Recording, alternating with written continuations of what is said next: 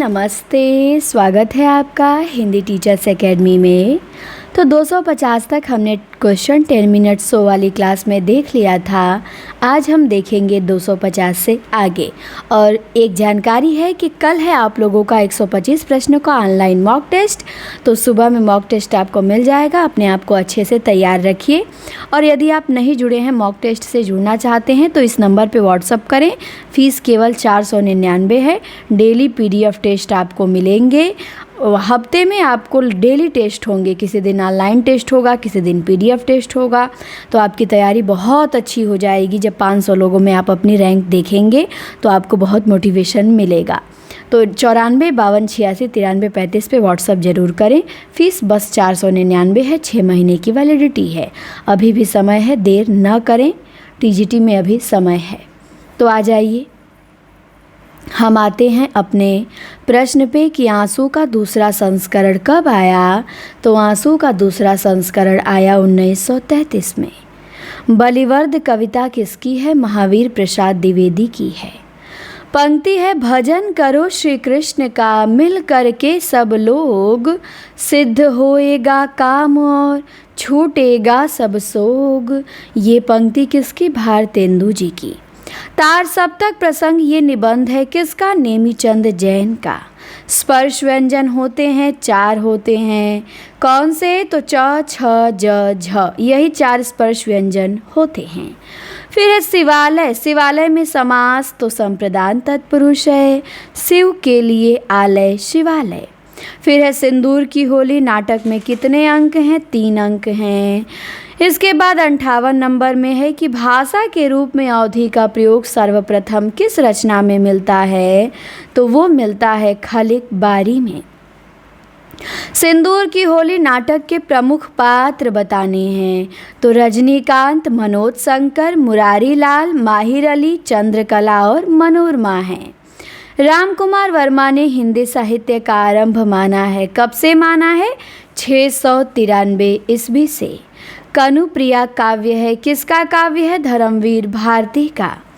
इसके बाद 62 नंबर में है कि उदंत मार्तंड को प्रकाशन में लाने का श्रेय किस विद्वान को दिया जाता है? तो वजेंद्र नाथ बंदोपाध्याय को। ब्रह्म संप्रदाय के प्रवर्तक कौन है? मध्वाचार्य हैं। प्रेम कांता उपन्यास हरिऔध का। चिट्ठियाँ हो तो हर कोई बाचे पत्र संग्रह रेणु का। चिट्ठी पत्री ये पत्र अमृत राय का। फाइल और प्रोफाइल पत्र साहित्य उग्र जी का। कविता का देश निबंध विद्यानिवास मिश्र का। मंटो मेरा दुश्मन संस्मरण अश्क का। ये और वे जैनेन्द्र का संस्मरण। तुलसी आधुनिक वातायन से रमेश कुंतल मेघ का। प्राचीन भारत का भाषा परिवार निबंध रामविलास शर्मा का। जीवन अज्ञात का गणित है, ये निबंध है विवेकी राय का। इसके बाद एक कथन है कि रचनाएं स्वयं पाठकों से संवाद कर बहुत कुछ बताएंगी और यह भी बताएंगी कि लेखक का ध्यान रचनाओं में 2 ही बिंदुओं पर रहा। ये कथन किसका? विवेकी राय का। आपहुदरी रमणिका गुप्ता की आत्मकथा है। इसका प्रकाशन वर्ष 2015 ईस्वी। रस की निष्पत्ति मूल ऐतिहासिक पात्रों में ही संभव है। ये कथन भट्ट लोलट का। क्षेमेंद्र ने औचित्य के कितने भेद बताए हैं? 27 भेद बताए हैं। लिरिकल वैलेट्स ग्रंथ वर्ड्सवर्थ एवं कॉलरिज का। कुवलयानंद ग्रंथ अप्पय दीक्षित का। इसके बाद एक कथन है कि एशिया के हरे भरे धर्म जैसे ही वे पश्चिमी विज्ञान की वास्तविकताओं के संपर्क में लाए जाते हैं, सूखी लकड़ियों के ढेर मात्र रह जाते हैं। ये कथन किसका? हंटर का। फिर 81 में अन्याय जिधर है उधर शक्ति। राम की शक्ति पूजा का यह संवाद किसने किससे कहा? तो राम ने विभीषण से कहा कि अन्याय जिधर है उधर शक्ति। तो ध्यान देंगे इसे। अनाम तुम आते हो ये काव्य है किसका? भवानी प्रसाद मिश्र का। अनाम तुम आते हो। शार्दुल विक्रीडित छंद में कितने वर्ण होते हैं? 19 होते हैं। भंवर गीत रचना नंददास की है। झूठा सच में किन किन शहरों का वर्णन है?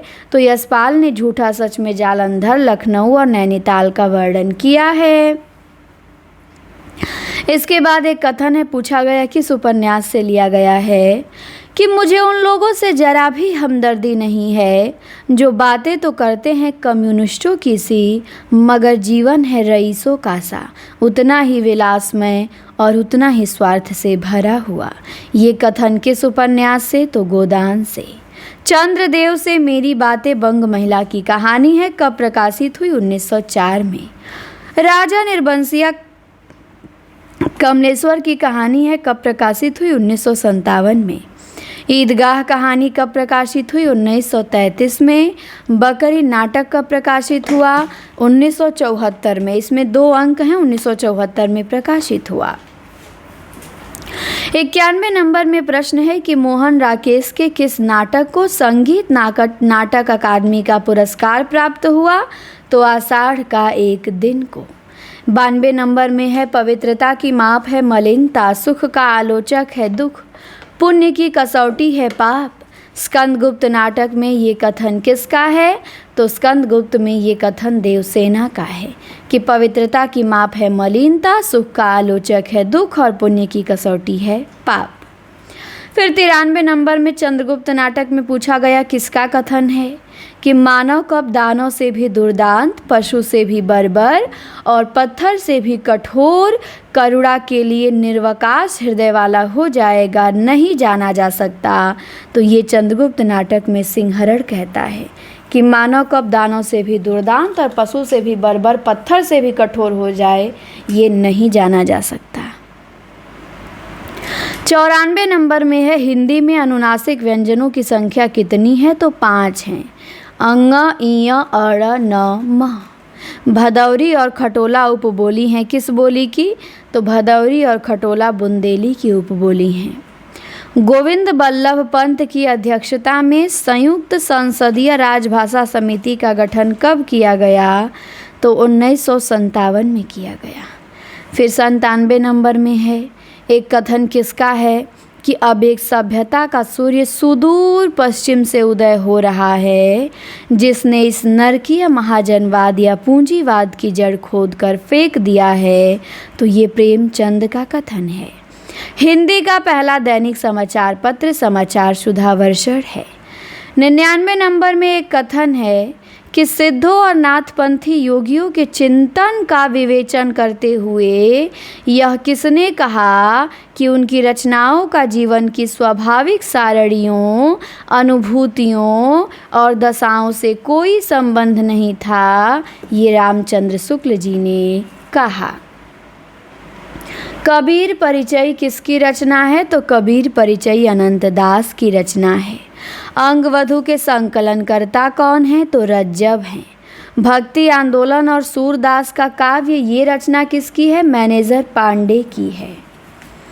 इसके बाद नई कहानी संदर्भ और प्रकृति, ये रचना किसकी है? देवी शंकर अवस्थी की है। प्रेम 12 खड़ी रचना नंददास की है। आचार्य रामचंद्र शुक्ल और हिंदी आलोचना, ये रचना रामविलास शर्मा की है।